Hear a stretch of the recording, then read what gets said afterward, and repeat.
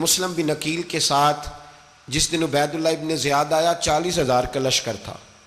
اگلے دن صبح ہوئی، اگلے دن تو یہ حال ہو گیا کہ آپ جب کوفے کی جامع مسجد میں ظہر کی نماز کے لیے گئے تو 5-7 ہزار آدمی نماز پڑھنے آیا، اور جب مغرب کا وقت آیا تو لوگوں نے چند ہزار لوگ رہ گئے، نماز کی نیت باندھی. ایک مسئلہ بھی سمجھ میں آئے گا.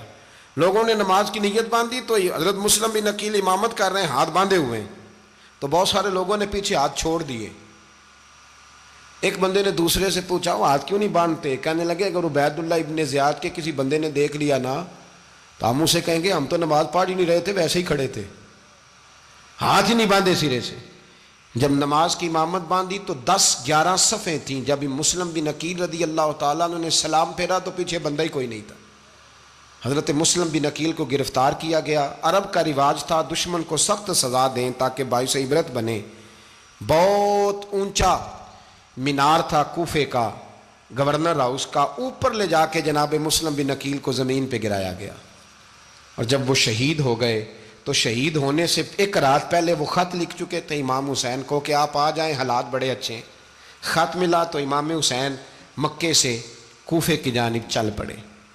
امام علی مقام رضی اللہ تعالیٰ عنہ جب چل پڑے تشریف لا رہے تھے تو رستے میں فرزق شاعر ملا، بڑا محب اہل بیت تھا. رستے میں ملاقات ہوئی. حضرت مسلم بن عقیل جب گرایا شہید ہو گئے تو پھر اس نے اس طرح کیا کہ آپ کی لاش کو لٹکا دیا چوک میں. لوگ دیکھتے تھے تو عورتیں بچوں کہتی تھی تو نے باہر نہیں نکلنا، ہم نے نہیں امام حسین کے ساتھ چلنا، بس بڑا خوف ہے، کوئی بندہ نہ باہر نکلے، کوئی نہیں ضرورت ہمیں، حالات بہتر ہوگی تو دیکھی جائے. آج کتنے لوگ ہیں، کتنی دیگیں پکی، کتنی نیازیں بٹی، کیا کچھ ہوا. آپ ناراض نہ ہونا، میں آپ میں سے ہوں، آپ مجھ سے ہیں، یہ بات آپ کی نہیں میری سب کی ہے. آج بھی اگر امام حسین کے نام پہ جان دینے کی باری آئے گی تو دیگیں ہی رہ جائیں گی. ناراض تو نہیں ہو گئے آپ لوگ؟ فٹافٹ مائیں کہیں گی باہر دی جانا، بالکل پتر سانو کی لگے، سارا دین کوئی ہمارے لیے. وہ پیر صاحب تو کرتے رہتے ہیں باتیں، ان کا تو کام ہے. خبردار ہم نے نہیں جانا. دیگیں دینے کو سارے تیار ہیں، جانے دینے کو تیار ہونا. ناراض ہو گئے آپ لوگ؟ چلو کوئی نہیں، ہو جاؤ، خیر صلی اللہ ہے، بات تو ٹھیک کر رہا ہوں نا. حضرت امام حسین رضی اللہ تعالیٰ عنہ نے فرزق شاعر رستے میں ملا تو امام حسین کو کہنے لگا کہاں جا رہے ہیں؟ فرمایا میں کوفے جا رہا ہوں. کہنے لگا حضور نہ جائیے گا، لوگوں کے دل آپ کے ساتھ ہیں، تلواریں آپ کے ساتھ نہیں. ہر بندہ نہیں کہتا اسی ویسے اونج نا اون جیسی حمایت فراڈیاں دی کرن ڈے ہیں تو پھر چھڑ دے کیوں نہیں ہیں اونج دھوکھے باز ہی انہیں کرایا اونج کھ نہیں تو پھر چھوڑ دو جان، تم ہی چھوڑ دو. یہ بندہ بات صحیح کر رہا ہے، بندہ ویسے یہ بات صحیح کر رہا ہے پر اجے حالات نہیں ٹھیک ہے دے والے بندے ٹھیک نہیں، پر کیا تماشا ہے، کب تک ایسا رہے گا کہ کب تک یہ بات چلے. سیدنا امام حسین رضی اللہ تعالیٰ عنہ کو آ کے کہا حضور وہ سارے کوفے والے مانتے ہیں کہ بات حسین کی ٹھیک ہے لیکن آپ کی سپورٹ نہیں کریں گے. اور اگلی بات فرزق نے یہ کی کہ حضور میں حضرت مسلم بن عقیل کی لاش کو لٹکی ہوئی دیکھ کے آیا ہوں کوفے کے چوک میں. بڑا ہی خوبصورت فکرہ ہے امام حسین کا. فرمانے لگے میرا بھائی لٹکا ہوا تھا، کہیں کسی کے آگے جھکا تو نہیں تھا؟ لٹکا ہی تھا نا، کہیں جھکا تو نہیں کسی کے آگے؟ کہا حضور نہیں. تو آپ فرمانے لگے اگر مسلم بن عقیل لٹک گیا تو حسین بھی لٹک جائے گا لیکن جھکے گا. حضرت امام حسین تشریف لائے، بچوں سمیت آئے. حور بن یزید ایک شخص تھا، حور بن یزید نام یاد رکھنا. حور بن یزید ایک مختصر سا لشکر لے کے اس نے امام حسین کو ایک جگہ پہ روکا، پھر دوسری جگہ پہ روکا، بالآخر تیسری جگہ پہ روکا. تو امام حسین نے فرمایا جگہ کون سی ہے؟ کہا حضور کرب و بلا. فرمایا بس یہی خیمے لگا دو، یہی. حضرت سیدہ زینب نے پوچھا امام حسین سے کہ سارے زمانے نے روکا ہے، ٹھیک ہے آپ حق پہ ہیں، یہ بھی سب نے کہا ہے آپ حق پہ ہیں، پر روکا بھی سب نے، آپ روکے کیوں نہیں؟ تو ابن کثیر اور ابن اسیر لکھتے ہیں کہ امام حسین رو پڑے. کہنے لگے بہن میں رک جاتا پر میں نے رات کو نانا مصطفیٰ کو خواب میں دیکھا ہے. تو حضور نے فرمایا حسین اگر آج یہ رواج پڑ گیا نا یزید جیسے لوگوں کا تو قیامت تک پڑا رہے گا. پھر لوگ کہیں گے کوئی نکلا نہیں تھا تو ہمیں بھی نکلنا. پھر لوگ ظالموں کے سامنے گردنیں جھکانے کے عادی ہو جائے. میں کہتا رہتا ہوں، کہہ رہا ہوں، کربلا کی جنگ کفر اسلام کی جنگ نہیں، کفر اسلام کی جنگ نہیں کربلا کی، کیونکہ یزید تو بڑا پکا نمازی تھا، خطبہ دیتا تھا وہ تو. جب امام حسین رضی اللہ تعالیٰ عنہ نے کربلا کے میدان میں جمعے کا دن تھا تو یزید کے سامنے کو بات کرنی شروع کی عمر بن سعد کے سامنے، تو عمر بن سعد کہنے لگا حسین زیادہ باتیں نہ کر، ہمارا جمعہ لیٹ ہو رہا ہے، جنگ کے لیے تیار ہو، فٹافٹ آ، اہل بیت نبوت کو قتل کریں گے اور قتل کے بعد پھر نماز پڑھیں گے اور پھر کہیں گے اللہم صلی علی محمد وعلی آل محمد، اسی نماز میں پھر درود بھی پڑھیں گے۔ یہ کیسا مرتبہ ہے، کیسا انداز ہے، دوستی قاتل سے بھی مقتول سے یارانہ بھی۔ حر بن یزید امام حسین سے کہنے لگا مجھے حکم ہے آپ کو روکنے کا، آپ آگے نہیں جا سکتے۔ امام صاحب نے فرمایا وجہ زمین اللہ کی ہے۔ اس نے کہا آپ بیعت نہیں کر رہے، یزید کی حالات آپ کے حق میں درست نہیں ہیں، آپ نہیں جائیں گے۔ امام روک گئے۔ ظہر کی نماز کا وقت ہوا تو حضرت علی اکبر امام حسین کے بڑے صاحبزادے انہوں نے اذان ظہر پڑھی تو حر بن یزید کے لشکر نے امام حسین کے پیچھے نماز ادا کی۔ کہا بھئی تم مقابلے میں آئے ہو نماز پیچھے پڑھتے ہو؟ کہا حضور مقابلہ تو تلواروں سے کر رہے ہیں پر ہمارا دل تو مانتا ہے نا کہ مصطفیٰ کا نواسہ بڑی شان والا ہے۔ حر بن یزید نے 3 نمازیں لشکر سمیت امام حسین کے پیچھے پڑھی ہیں، 3 نمازیں، ظہر عصر اور مغرب۔ پھر امام حسین کے سامنے شرائط پیش کی کہ آپ کو یہاں گھیر لیا گیا ہے، یہاں آپ بیعت کریں گے یہاں جنگ کریں گے، 2 ہی باتیں۔ امام حسین نے فرمایا نہیں بھائی بیعت تو میں نہیں کرتا، اس کے علاوہ تم جو کہتے ہو میں کرنے کو تیار ہوں۔ اس نے خط لکھا، عبید اللہ ابن زیاد کو ایک بندہ دوڑایا پیچھے کوفے، چند میل پہ کوفہ تھا، کہا وہ نہیں مان رہے، کیا کرنا ہے؟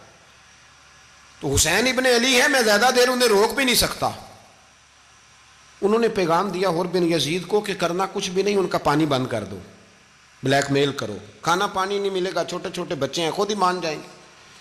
حضرت امام علی مقام کے بارے میں حر کے پاس جب یہ پیغام آیا تو حر کہنے لگا میری طبیعت نہیں مانتی حسین پر پانی بند کروں، دل نہیں مانتا۔ جب یہ لفظ کہے نا دوبارہ تو پھر عبید اللہ ابن زیاد نے عمر بن سعد کو 10,000 آدمی دے کے بھیجا، کہا حر بن یزید لچک دکھا رہا ہے حسین کے حق میں۔ ایک رے کا علاقہ تھا، بڑی وہاں فصل ہوتی تھی، لوگ کوشش کرتے تھے وہاں کا گورنر بننے کی، کوشش کرتے تھے۔ تو عبید اللہ ابن زیاد کہنے لگا تمہیں رے کی گورنری ملے گی، سب سے سرسبز و شاداب علاقہ، تمہیں وہاں کا گورنر بنایا جائے گا اگر حسین کے خلاف لڑو گے۔ یہ اتنی زبردست ہوتی ہیں گورنریاں کہ گورنریوں کے لیے لوگ نسل رسول کے خلاف بھی نکل آتے ہیں، یہ اتنی تگڑی ہوتی ہیں، اتنی جلدی وفاداریاں بدلتی ہیں۔ امام حسین کو روک لیا گیا، عمر بن سعد نے روک لیا۔ 1 محرم کو امام آئے، 7 محرم تا روکا گیا، 7 محرم کو پانی بند کر دیا۔ جانور پانی پیتے تھے، گھوڑے پیتے تھے، کتے پیتے تھے، لیکن مصطفیٰ کے گھرانے کو پانی پینے کی اجازت 3 دن تک پانی بند رہا۔ 9 محرم کو عمر بن سعد نے اور لوگ بلائے۔ شمر ایک بڑا سخت آدمی تھا، سنگ دل بدبخت، جس نے حضرت علی اصغر کے گلے پر تیر مارا تھا، وہ اور لشکر لے کے آیا۔ رات کو کہنے لگا امام حسین رضی اللہ تعالیٰ عنہ سے کہ بس بڑا ہو گیا، یہ 9-10 محرم کی درمیانی رات، یہاں آپ جنگ کریں گے یا آپ بیعت کریں گے، 2 ہی باتیں۔ امام حسین اندر گئے، سیدہ زینب سے مشورہ کیا، باہر آئے، فرمایا بات وہی ہے جو پہلے دن والی ہے۔ او بھائی بچے ساتھ ہو، صحرا کا علاقہ ہو، تپتی ہوئی ریت ہو، اتنے کٹھن اور سخت حالات، چاروں جانب موت ہی موت، دور دور تک اپنوں کا نام و نشان کوئی نہیں، اور اکیلے فیصلہ کرنے والے امام حسین، باقی سارے بچے ہیں یا عورتیں، سارے بڑے اکیلے۔ امام حسین رضی اللہ تعالیٰ عنہ نے فرمایا بھائی بیعت تو میں نہیں کرتا، باقی جو تمہارا پروگرام ہے۔ شمر اور ابن سعد کہنے لگے پھر جنگ کے لیے تیار ہو جائیں۔ کیا انداز ہے امام حسین کا، فرمانے لگے کل جنگ کروں گا، مجھے پتا تو ہے جنگ کا نتیجہ کیا نکلنا ہے، 1 رات مجھے دے دو تاکہ میں کھل کے اپنے رب کی عبادت تو کر لوں۔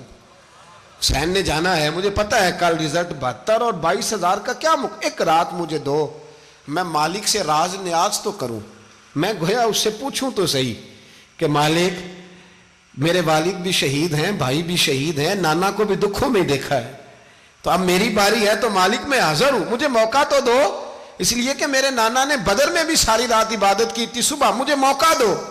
اور دنیا کا اصول ہے جب کوئی موقع مانگتا ہے تو دیا جاتا ہے۔ یہ دونوں کہنے لگے کوئی موقع نہیں۔ حر بن یزید پیچھے سے بولا، کہنے لگا نہیں، बदतमीजी ना करो, हुसैन को मौका दो, तुम्हें देना पड़ेगा। मौका दिया। हुर बिन यजीद ने फिर मिन्नत की, कहा हुजूर आप मेहरबानी करें मान जाएं। फरमाया मानने वाला खाता कोई नहीं। फरमाया मानने वाला खाता, बोलिए मानने वाला खाता। ये बड़ा मुश्किल काम है भाई। ज़मीर का सौदा अब तो आम हो गया, बाजार लगते हैं, रेट लगते हैं, अपनी अपनी चाहतों पे लोगों ने अपने अपने अंदाज सजाए हुए हैं। कोई आदमी बस अच्छे तरीके से नाम ले ले तो बस हम उसके पीछे चल जाते हैं। अब तो आम हो गया ये मामला। इमाम हुसैन ने फरमाया हो ही नहीं सकता, मुमकिन ही नहीं है। सारी रात इबादत में गुजरी, रियाजत में गुजरी। तहज्जुद का वक्त हुआ तो घर वालों को बुलाया, फरमाया देखना तुम्हारी सी की आवाज़ ना बाहर आए, खबरदार सी की आवाज़ ना आए। और इमाम ज़ैनुल आबिदीन से फरमाया तू बीमार है, तू जिहाद नहीं करेगा, लेकिन ख्याल रखना पीछे। और बड़ी कीमती बात बता रहा हूँ, हमारी बीवियाँ किसी के घर मैयत हो जाए तो 4 दिन बुखार नहीं उतरता। इमाम अली मकाम ने सैयदा ज़ैनब से फरमाया तू बड़ी है, मेरी बहन है, पीछे सारे बच्चे हैं, जवान हैं, इनके हौसले तेरी जिम्मेदारी हैं। सुबह जंग का तबल बजने लगा, फजर की नमाज पढ़ी, सूरज चढ़ा, 10 मुहर्रम का दिन, जुमे का वक्त। जनाब सैयदना इमाम हुसैन रदी अल्लाह ताला अन्हु ने रेत पर सजदे किए, लंबे सजदे, लंबी नमाज। सूरत शम्स की आयात दूसरी रकत में पढ़ी तो सारा करबला गूंजने लगा। क्या अंदाज़े तकल्लुम था इमाम अली मकाम का। नमाज मुकम्मल हुई तो हुर बिन यजीद, अमर बिन साद और शीमर से कहने लगे वाकई हुसैन से लड़ोगे? पता नहीं कौन है। कुल्ला सालुकुम अलैहि अजरन, तुमने नहीं पढ़ा इल्लल मवद्दत फिल कुर्बा, तुम्हारी आंखें बंद है। अल हसन वल हुसैन सय्यद शबाब अहले जन्नह, तुम्हें नहीं पता? कहने लगा चुप कर, हुकूमत नजर आ रही है। और बिन यजीद कहने लगे फिर मेरा भी फैसला सुनो, मुझे हुकूमत नहीं चाहिए, मुझे जन्नत चाहिए। हुकूमत नहीं चाहिए। इमाम हुसैन की पहली फतह देखें, और बिन यजीद एड़ी लगा के ना यजीद के लश्कर से निकल के इमाम हुसैन के लश्कर में शामिल हो गया। और पहला शख्स जिसने इमाम हुसैन को रोका, इमाम हुसैन के नाम पर पहला सर भी इसी शख्स ने कटाया है। लेकिन यजीद की कब्र पे लानत भी कोई नहीं बरसाता, उसका महल था बहुत बड़ा। लेकिन जब लोग करबला में इमाम हुसैन को सलाम करने जाते हैं तो कदमों में हुर बिन यजीद का मज़ार भी बना हुआ है, उसको भी सलामी दी जाती है। और अब हम अकेला हुर बिन यजीद नहीं कहते, हम कहते हैं हुर बिन यजीद रदी अल्लाह ताला। अब हम इतनी ताजीम करते हैं उस हुर की। जनाबे इमाम हुसैन को मैदान में खड़ा किया गया, जिहाद का तबल बजा, पहले खुद्दाम आए। और सुन लो, आज वो पता नहीं बाजारी से लोग चढ़ गए स्टेजों पे, बाजारी से, ना चेहरे पे दाढ़ी है, ना सर पे कोई कपड़ा है, बाजारी लोग हैं, भाग रहे हैं, बाजू चढ़ाए हुए हैं, बटन खोले हुए हैं, तमाशा बना दिया। सुनने वालों का भी अल्लाह ही हाफिज है, वो स्टेज पे ये अहले बैत की शान बयान करता है, भाग के उधर जाता है। भाई ये कोई तरीका है? सुनने वालों का भी अजीब अंदाज है, हर बंदे को सुनने बैठ जाते हैं। दीन मुहज्जब है, तहजीब वाला है, दलाइल रखता है, दीन वकार रखता है, ऐसे लोग अब दीन बयान करेंगे। हजरत सैयदना इमाम हुसैन रदी अल्लाह ताला अन्हु सुबह जब जिहाद का वक्त आया, पता है कौन कौन थे करबला में? इमाम हुसैन के साथ इमाम हुसैन के 4 भाई थे करबला में। कितने? बोल के बताएं। हजरत अली के 4 बेटे, अब्बास बिन अली, जिनको हजरत अब्बास कहा जाता है ना, अलमदार, ये हजरत अली की दूसरी ज़ौजा में से। अब्बास बिन अली भी थे और अबू बकर बिन अली भी थे, उमर बिन अली भी थे, उस्मान बिन, ये हजरत अली के बच्चों के नाम हैं। ये आपके शहजादे इमाम हुसैन के साथ शहीद हुए। इनका नाम सिर्फ इसलिए नहीं लिया जाता कि इनका नाम खुलाफाए सलासा के नाम पे, हजरत अली ने अपने यारों के नाम पे रखा है, तो तुमने करबला के मैदान से खारिज कर दिया। ये तीनों शहजादे हजरत जनाब सैयदना इमाम हुसैन के साथ थे, ये भी शहीद हुए। हजरत जनाब ज़ैनब इमाम हुसैन की सगी बहन है, इनके 2 बच्चे थे, औन और मोहम्मद। जब इमाम हुसैन मैदान में जाने लगे तो जनाब ज़ैनब बच्चों से कहने लगी ना, पहले भाई नहीं जाएगा, पहले भांजे जाएंगे। 2 बच्चे शहीद हुए। हजरत कासिम बिन हसन इमाम हसन के बेटे थे, वो जब मैदान में जाने लगे तो इमाम हुसैन ने कहा नहीं भाई तू नहीं जाएगा, तू मेरे भाई की निशानी है, मैं जाऊंगा। تو حضرت قاسم بن حسن نے ایک تعویذ کھول کے دیا کہ ابا جی میرے والد نے کہا تھا جب بڑی مشکل آ جائے تو تعویذ کھول کے دیکھنا، تو آج بڑی مشکل آئی ہے تو میں نے تعویذ کھولا ہے، تو یہ دیکھیں کیا لکھا ہے، یہ تو رکا ہے، تعویذ ہے ہی نہیں۔ جب کھول کے دیکھا تو اس پہ لکھا تھا قاسم اگر حسین پہ کوئی کڑا وقت آ جائے تو بیٹا کے آگے آگے رہنا، اگر کڑا وقت میرے بھائی پہ کبھی آ جائے نا دیکھنا اس کے آگے آگے چلنا، اسے حسن کی کمی نہ محسوس ہو، پائیاں جہاں ساک نہیں کوئی جے وچ خار نہ ہوئے۔ سیدنا امام حسین پہلی دفعہ کربلا میں اس وقت روئے جب یہ رکا، آپ نے دیکھا تو فرمایا ٹھیک ہے اگر حسن کی یہ وصیت ہے تو میں نے زندگی میں اگر ان کی ہر بات مانی ہے اب بھی مانوں گا، تمہیں اجازت ہے۔ جناب قاسم بن حسن 16 سال کا جوان جب میدان میں نکلے تو ہائے ہائے پتہ نہیں کہاں سے آ گئی ہے۔ امام قاسم بن حسن جب میدان میں نکلے تو تبری سے لے کر علامہ ابو الاسناد صاحب سب کو پڑھ کے تو دیکھو، 3 دن کی پیاس ہے، شدید آزمائش ہے، دکھ ہیں، تکلیفیں ہیں، پھر بھی پہلی دفعہ جب میدان میں گئے ہیں واپس آئے ہیں 19 لوگوں کو قتل کر کے واپس آئے ہیں، 19 لوگوں کو ایک بار میں۔ حضرت ایسے ہی تماشا بنا دیا ہے، مظلوم تھے وہ تو رو رہے تھے، ہر مقرر یہ کہہ رہا ہے کہ وہ تو بار بار کہ ابا پانی مل جائے، پانی آ جائے، ترس گئے۔ خدا کا خوف کرو، یہ دلیر لوگ تھے، ان کی باتیں آج بھی پڑھ کے دلیری پیدا ہوتی ہے، دلیری پیدا ہوتی ہے، دلیری۔ سناؤ قصہ خیبر کو تمامی اپنے بچوں کو، علی کی داستان سن کے دلوں سے ڈر نکلتا ہے، علی کی داستان سن کے دلوں سے یہ جو بچے ڈر رہے ہیں نا وہ چمگادڑ آ گئی، کاکروچ آ گیا، یہ خوف نکل جائے گا اگر حضرت قاسم بن حسن کی بات سنیں گے۔ درجنوں لوگ آپ نے قتل کیے، ایک دفعہ آئے کہا چاچا یزید کا لشکر تو بڑا ہی بزدل ہے، اگر چند قطرے پانی میرے حلق سے گزرے تو میں سارے کاٹ کے لے آؤں گا آپ کے پاس، چند قطرے۔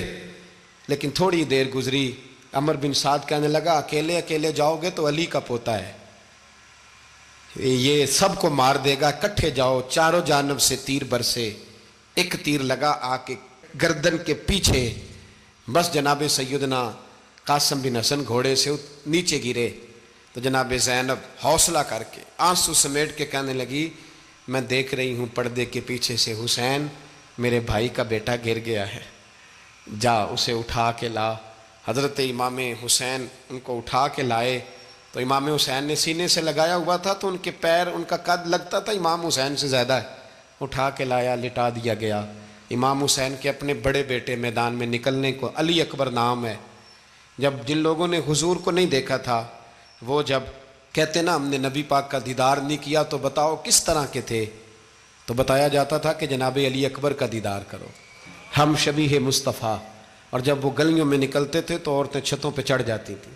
جناب علی اکبر رضی اللہ تعالیٰ عنہ تلوار لے کے میدان میں نکلے، جوان بیٹے دینے بڑے مشکل۔ او یارو رٹا کیا ہے یہ تو بتاؤ، کہ ظالم آدمی حکمران ہے، یار یہ رٹا ہے، ایک ظالم کا رستہ روکنا ہے، اس رٹے کے لیے ہم شبیہ مصطفیٰ۔ جناب سیدنا امام علی اکبر میدان میں نکلے، بڑے لوگ مارے، بڑے، پھر ایک تیر ان کے بھی گلے میں لگا، اور جب وہ گرے نا زمین پہ تو حضرت امام حسین دوڑ کے آئے، دوڑ کے، اور جب تشریف لائے تو ان کے گلے سے تیر کھینچا تو ایک جملہ لکھا ہے صاحب تبری نے، اس نے حد کر دی، کہنے لگے تیر کھینچا تو امام حسین کی آنکھوں میں آنسو آئے، کہنے لگے کاش جناب ابراہیم آج میرے سامنے ہوتے تو میں انہیں کہتا کہ آپ نے تو بیٹا ذبح کرتے وقت آنکھوں پہ پٹی باندھی تھی، دیکھو میں کھلی آنکھوں سے بچے ذبح کر رہا ہوں، کھلی آنکھوں، کاش جناب ابراہیم خلیل ہوتے تو انہیں کہتا۔ جناب علی اکبر بھی شہید ہوئے۔ حضرت علی اصغر کو تو اچانک اٹھایا تھا امام حسین، باہر نکلے تو گردن پہ تیر لگا تو 6 مہینے کا بچہ وہ بھی شہید ہوا، خون اچھالا آسمان کی طرف تو کہا مولا دیکھ لے میں نے 6 مہینے والا بھی نہیں بچایا، وہ بھی دے دیا ہے۔ پھر حضرت عباس کو بیٹیوں نے کہا کہ اب نہ، کچھ کہتے ہیں پہلے شہید ہوئے، کچھ نے لکھا بعد میں، کہ اب ہم سے پانی کے بغیر نہیں رہا جاتا، تو جناب عباس پانی کا مشکیزہ لے کے نکلے، باہر نکلے، ایک ہاتھ کٹا، دوسرے پہ مشکیزہ وہ بھی کٹا۔ دیکھ لو میں پس منظر پہ ہوں ابھی تک، میں بتا رہا ہوں کہ جہاد کس کے خلاف تھا؟ ظالم حکمران کے خلاف، ظالم کافر کے خلاف نہیں، مشرک کے خلاف نہیں۔ حضرت امام حسین رضی اللہ تعالیٰ عنہ نے ہر جگہ ایک ہی بات کی کہ یزید شرابی ہے تو بچے کٹوا دوں گا، شرابی کو ووٹ۔ یہ ایک نہیں، ہر کتاب میں یہی لکھا، ہر کتاب میں، اور ہر مسلک کی کتاب۔ یزید چونکہ مجرے دیکھتا ہے، رنڈیوں کا ناچ دیکھتا ہے، بچے کٹوا دوں گا، اس کے ہاتھ میں ہاتھ۔ امام حسین نے فرمایا چونکہ اللہ کی حدوں کو توڑتا ہے، حقوق اللہ پامال کرتا ہے، حدود اللہ، بچے کٹوا دوں گا لیکن اس کے ہاتھ میں ہاتھ۔ سارا دن خود مجرا دیکھنا اور 10 محرم کو 2 دیگیں پکا کے حسینی بن جانا، سارا سال خود گند مند کرنا، شرابیوں کے ساتھ رہنا، اور 10 محرم کو 2 آنسو بہا کے یاد رکھنا۔ میں ہمیشہ کہتا ہوں، پھر کہہ رہا ہوں، جس کے موبائل میں گندے گانے ہیں، گند دیکھتا ہے، شرابی کبابی کا سپورٹر ہے، ووٹر ہے، یا مجرے دیکھتا ہے آتا جاتا ہے، وہ یاد رکھے قیامت میں امام حسین کا ہاتھ ہوگا، اس کا گریبان ہوگا۔ ہم سے نہ رقم ہوں گے قصید یزید کے، ہم لوگ تو حسین کے سیرت نگار۔ حضرت عباس کا بازو کٹا، پھر پانی تو بھر لیا تھا، لا نہ سکے، پھر گردن کٹی تو شہید ہوئے۔ بچوں کی بھی شہادت ہوئی، پر جب ان کا لاشا اٹھایا تو امام حسین کہنے لگے مولا اب نہ حسین کی کمر کمزور ہو گئی ہے، اب کمزور ہو۔ اور بھائی ایک میت ہو جائے تو 4-5 دن تو پوری آنکھیں نہیں کھلتی، کیسا جری خاندان ہے۔ تھوڑی دیر گزری تو امام علی مقام نے پٹکا باندھا، سر پہ دستار باندھی، مولا علی کی تلوار پکڑی، نبی پاک کا امامہ باندھا اور گھوڑے پہ سوار ہوئے تو کہنے لگے زینب گھر تیرے حوالے اور میں اللہ کے حوالے، گھر تیرے حوالے اور میں۔ اور پھر امام حسین نکلے، امام علی مقام نکلے۔ راوی کہتے ہیں کہ یہ جلوہ پہلے بھی بڑے سونے تھے، پر آج جو رنگ دیکھا وہ کبھی نہیں دیکھا۔ کیا انداز تھا، جدھر جاتے نعرہ لگاتے تو حد ہو جاتے۔ اتنے لوگ امام حسین نے کاٹے، اتنے کاٹے، پھر واپس پلٹ کے آئے اور کہنے لگے زینب ذرا پردے کے پیچھے سے دیکھ تو صحیح میری بہن، ان بزدلوں کو جرت ہی نہیں ہو رہی حسین کے مقابلے میں آنے، ایک دوسرے کو دھکا دیتے، تو جا تو جا۔ پھر اکٹھے وار ہوئے۔ یہ کون ہے کٹا ہوا، لباس ہے پھٹا ہوا، یہ بال یقین حسین ہے، نبی کا نور عین ہے۔ پھر چاروں جانب سے تیر برسے تو امام علی مقام چونکہ نماز کا وقت ہو گیا تھا، اترے گھوڑے سے، خون بہ رہا تھا، گرم ترین ریت سے تیمم کیا، سر سجدے میں رکھا، اور جب شمر آپ کی گردن کاٹنے لگا تو کہنے لگے ٹھہر جا ذرا رب سے ایک بات کر لینے دے۔ اور پھر بولے امام حسین، کہنے لگے مالک تو اب بتا کہ حسین سے راضی ہے کہ ناراض ہے، تو بتا۔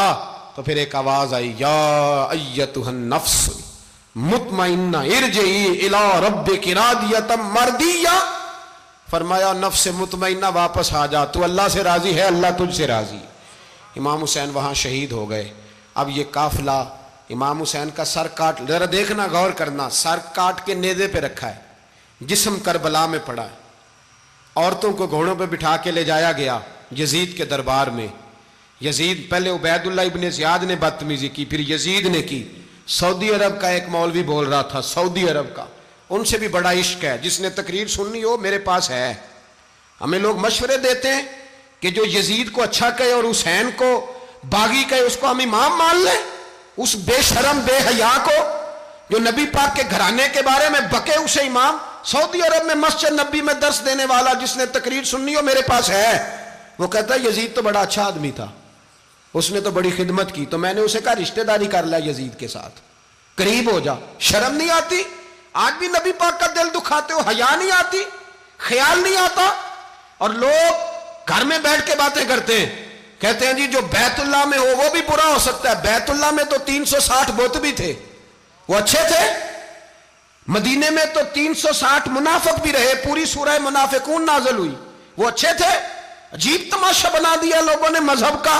کہتا ہے یزید نے تو بڑی خدمت، تو عبید اللہ ابن زیاد نے قتل کیا۔ بے شرمو، اگر عبید اللہ ابن زیاد نے بھی قتل کیا تھا تو حکومت کس کی تھی؟ تو پھر یزید نے عبید اللہ ابن زیاد کو سزا کیوں نہیں دی، بلکہ ایک جگہ 2 گورنریاں دی اس کو؟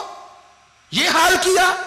بلکہ سنو کہ یزید چھڑیاں مار رہا تھا، چھڑیاں امام حسین کے لبوں پہ، تو نعمان بن بشیر صحابی تھے، بول پڑے، کہنے لگے او یزید بدبخت، ہاتھ پیچھے اٹھا، مجھے اللہ کی عزت کی قسم میں نے سینکڑوں بار نبی پاک کو ان ہونٹوں کو چومتے دیکھا ہے، حضرت جناب زینب عورتوں کے مجمع میں پیچھے ہو کے بیٹھی ہیں. یزید کے پاس جب پہنچا لشکر تو یزید کہنے لگا دیکھو اللہ نے مجھے عزت دی اور میرے مخالفوں کا کیا حال ہوا. تو بی بی زینب بول پڑی. اتنے صدمے سہے پر آواز توانا ہے, جاندار ہے, جاندار. ہمارا کسی بندے سے جائیداد کا رٹا نہیں, ہم تو چاہتے ہیں امت اکٹھی ہو جائے, لیکن جو بندہ نبی پاک کی ماں کو دوزخی کہے, حضور کے باپ کو جہنمی کہے, یزید کو امیر المومنین کہے, اس کے ساتھ اتفاق رائے کر لیا جائے, یہ مذہب ہماری سمجھ میں نہیں آتا, بالکل نہیں آتا, قطعاً نہیں ہماری سمجھ میں آتا. کیسے اتحاد کر لیا جائے؟ یہاں تو میرے بھائی جو ہمارے ابا کا مخالف ہو اس سے اتحاد نہیں ہوتا, اور جو نبی پاک کے والد کو دوزخی کہے اس سے اتحاد ہو جائے. کہتے ہیں جی وہ جی اتنی فرقہ واریت ہو گئی, ہم کس مسجد میں جائیں؟ 60 پارٹیاں پاکستان میں رجسٹرڈ ہیں جو الیکشن لڑتی ہیں. کبھی کسی بندے کو ٹینشن نہیں ہوئی کہ کس کے پاس جائیں کس کے پاس نہ جائیں, کبھی نہیں کو بولا کہ اب وہ بھی کھڑا ہو گیا, وہ بھی, کوئی ٹینشن نہیں. مذہب کی باری ٹینشن ہو جاتی ہے. اتنا بڑا مذہب ہوتا ہے بھائی, غلط بندے بھی آ ہی جاتے ہیں بیچ میں, تھوڑا پہچان کے چلنا پڑتا ہے صحیح کون ہے اور غلط. اور یہی تو ہمیں امام حسین نے بتایا ہے کہ مذہب کے اندر ہی تم نے شناخت کرنی ہے کہ بندہ ٹھیک کون ہے اور بندہ غلط. یہی تو کربلا ہے, یہی تو امام حسین نے بتایا, کفر اسلام نہیں, حق اور باطل. تو سمجھیے گا, حضرت سیدہ زینب نے جب سنا نا کہ یہ کہہ رہا ہے کہ مجھے اللہ نے عزت دی, تو جناب زینب بولی.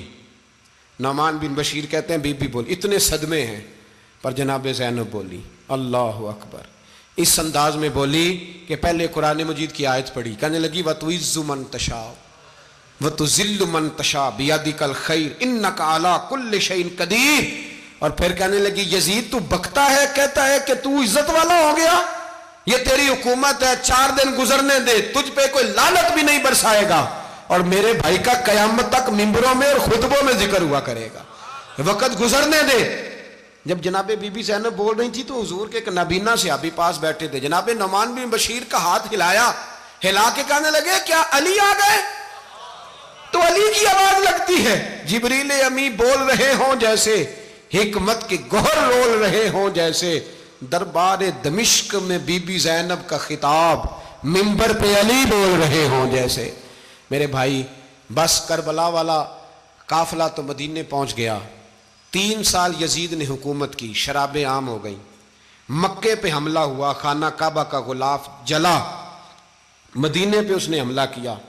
3 دن مسجد نبوی میں اس نے گھوڑے باندھے, مسجد نبوی میں صحابہ کو نکال کے اپنا اس نے امام مقرر کیا, لیکن پھر امت نے اسے قبول نہ کیا, پھر وہ رسوا ہوا اور آج تک وہ رسوا ہے. لیکن امام حسین کا نام کل بھی زندہ تھا اور آج بھی. درس یہ ہے, پیغام یہ ہے, پیغام یہ ہے. یاد رکھو موت تیزی سے آ رہی ہے, ہمارے ساتھ والے دائیں بائیں والے سب چلے گئے, اسی طرح نمبر لگے گا, ایک دن اعلان ہوگا. ضمیر کے قیدی بن کے زندگی نہ گزارو, بالکل نہ گزارو. یہ تھوڑی سی زندگی ہے, دنیا سجن المومن. حق بات کرو, حق پہ ڈٹنا سیکھو, دین سمجھو. خبردار رسول پاک صلی اللہ علیہ وسلم کے دین میں ظالم, جابر, فاسق, فاجر کی کوئی گنجائش قطعاً نہیں ہے. اپنے آپ کو سمیٹو, اپنے آپ کو سنبھالو, دین میں اپنا کردار ادا کرنے کی کوشش کرو. دین طلب کرتا ہے ہم سے کہ ہم نے دین کو کیا دیا ہے. امام حسین نے سارا گھرانہ دین کے لیے دے دیا. ہمارا جو بچہ کسی کام کا نہیں رہتا اسے مدرسے داخل کراتے. ہم نے دین اتنا کمزور کر دیا ہے کہ عالم اگر شور نہ کریں, عالم اگر شور نہ کرے, زور نہ کرے, گھٹن والا ماحول ہو گیا. مذہب کی پوزیشن کمزور کر دی. اب جہاں تک اس بات کا تعلق ہے جی فرقے ہو گئے, تو میرے بھائی یہ کوئی اتنی خطرناک بات, یہ کوئی اتنا مشکل معاملہ نہیں ہے. یہ تو امام حسین نے بتا دیا تھا کہ یزید کے طور پر ایک غلط فرقہ کھڑا ہو گیا ہے, لہذا اس کا مقابلہ کرنا ہے.